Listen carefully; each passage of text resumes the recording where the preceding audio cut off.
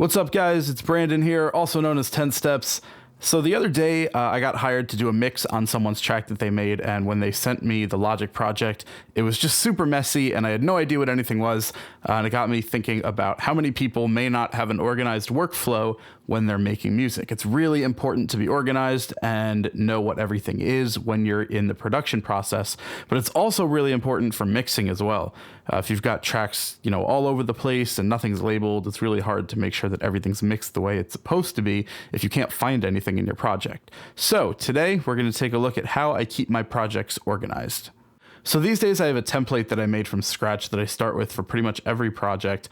It only took me about 45 minutes or so to set it up, and it saves me literally hours when I'm working. So the benefit of this versus the cost of the time spent making it is massively worth it. Now, before we look at that template, I just want to show you quickly what some of my old projects looked like before I got serious about organization. If you really don't care about all this and just want to see the template, you can click ahead to the time on screen in the video right now and skip all the background. But for everyone else, let's jump in here. So this is the first trance track I released under the 10 Steps name. It's called One Day. It was back when 10 Steps was just supposed to be kind of a hobby or side project. So I self-released this through my own label, Mach 2 Sounds, just to kind of get some music out there and have some fun. You can obviously see here that everything's kind of all over the place. Some things are color-coded, some things aren't. There's, for some reason, a bunch of synths that I put kind of in just one big stack. But they're not all the same kind of sound. There's plucks and pads and strings and leads all together being run through the same stack, so that's probably not good. And just kind of everything else is, thrown all around the project. And if you listen to the final mix, you can hear it on Spotify and everything. You can hear that it suffers from a lack of cohesion. Similar sounds aren't being processed together. There's a lot of room for improvement. So ever since then, I've been kind of building my own workflow, modifying things, trying to find what works best for me, and I finally found it a few months ago. So let's jump over to something a little bit more current and take a look. So this is something I've been working on the past 6 weeks or so. It started more as an idea for an intro for a live set, and it kind of just grew from there into a full track. Definitely not 100% done. Definitely still some things that need adjusting, but you can already see that it's much more organized. It's also much bigger. The One Day project had 54 tracks or something. This has got 140. As my tracks have gotten more complex and I've developed my skills as a producer, I've definitely added a lot more elements to my productions, which result in bigger projects. Nowadays, it's super rare that I finish a project with under 125 tracks. Normally, it's closer to 150 or higher. And you'll see that everything is pretty much properly labeled and color-coded. Everything's in its proper stack.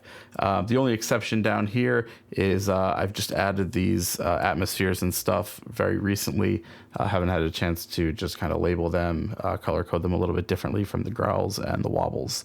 And this is a vocal idea that I was trying that I don't think I'm going to keep. So we'll see if that stays in. But aside from this stack down here, pretty much everything is very neatly color-coded and labeled, and you know exactly what everything is really, really quickly just by looking at it. So the question is, how do I keep things this organized without sacrificing a lot of studio time that could be spent on actual production? And the answer is my custom template. So let's take a look at that now. So this is my template that all my music starts from now. I've been using this for about, maybe 3 or 4 months. And it's really amazing. It took me 45 minutes to build, and it's super, super efficient. So you can see all the main things that I use in every project are already loaded up here. And each individual track has the synths already loaded. I could pull up the mixer so that you could see everything that's on it. You'll see there's pretty much all the instrument tracks have synths already on it. Obviously the drum tracks are audio, so there are no synths there, but there is an EQ.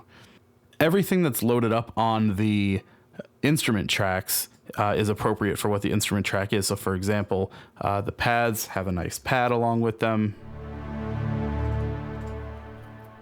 The leads have a lead sound.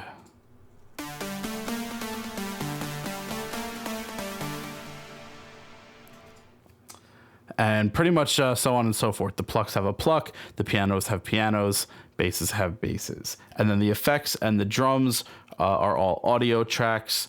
And the kick, generally I use kick 2, at least to get the track started. If I want to maybe go out and find a different kick sample or something like that later on, I can always do that and replace it.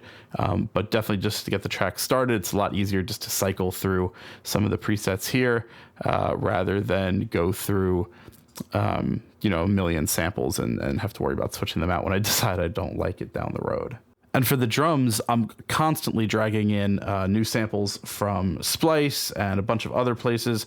So I have a whole bunch of blank drum tracks here that are ready for new samples. And the cool thing about the way that I did this is that when I drag something in, it's automatically going to color code it. So let's say I want to go in and add a clap. We'll use one of the Cashmere claps. Just grab a classic clap, drop it right in there, and it's already red. So I don't have to color the individual regions at all because the track is already colored.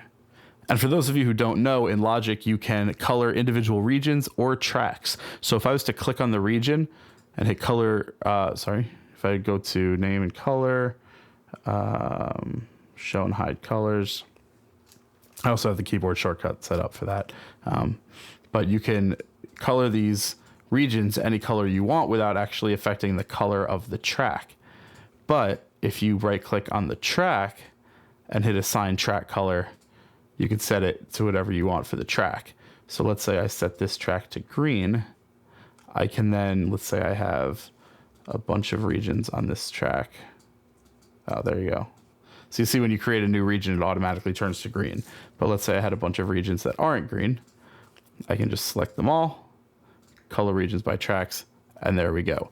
But if I was to add a new sample, it's automatically going to be green because that's what the track color is. Now, the other reason I have a whole bunch of empty drum tracks here is because let's say I'm running out.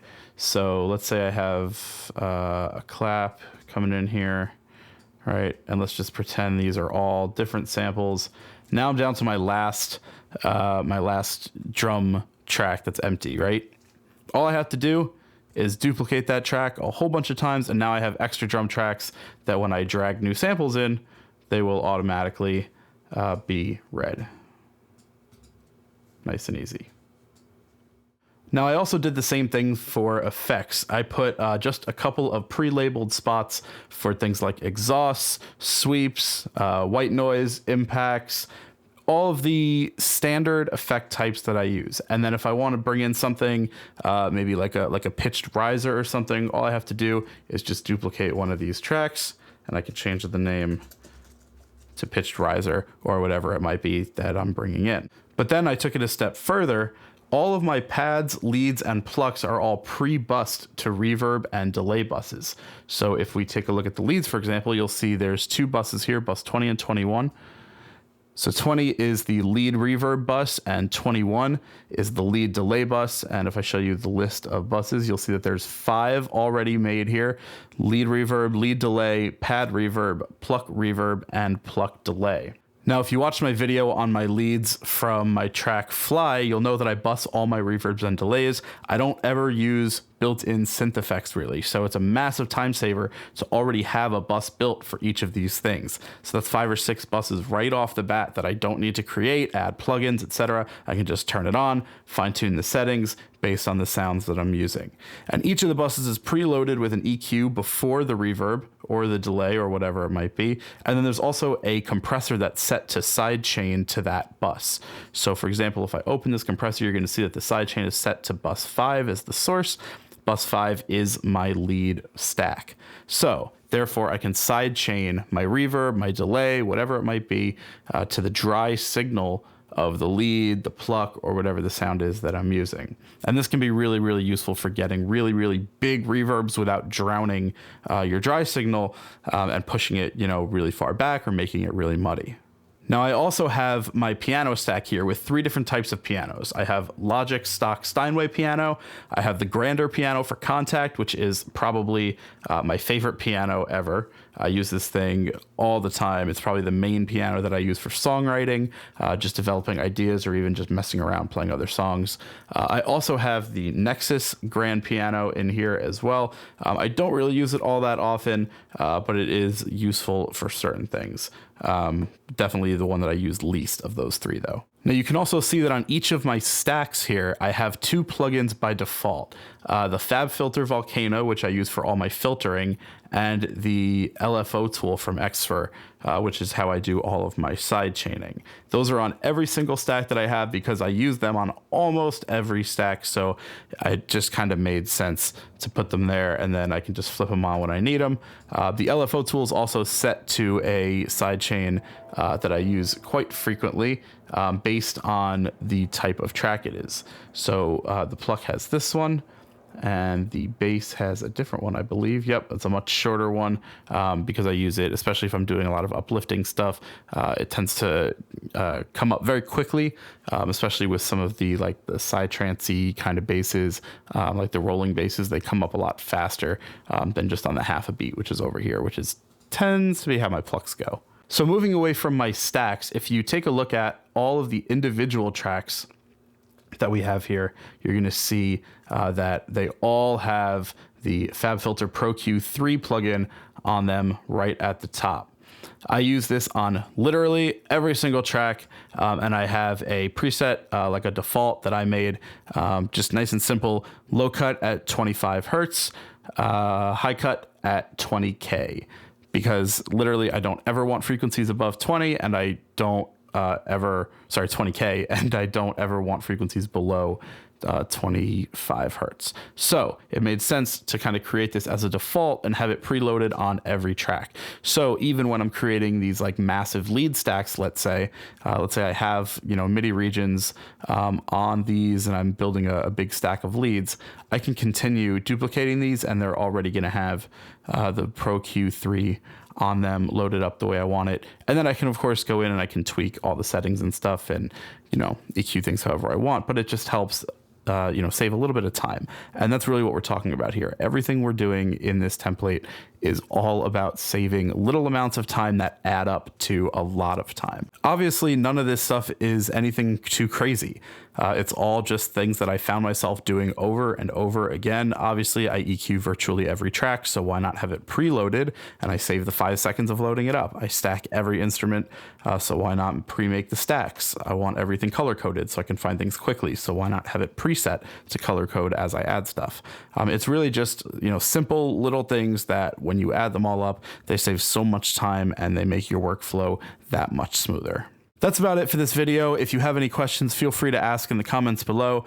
If you got something out of this video, please hit that like button, subscribe to the channel. I have a bunch of videos coming over the next few weeks, especially with this coronavirus going on right now and being stuck at home. I will definitely have some time to work on more content for the channel. Also, real quick, for those of you who don't know, I have a monthly radio show here on YouTube called 10 on 10. I premiere it here every 10th of the month.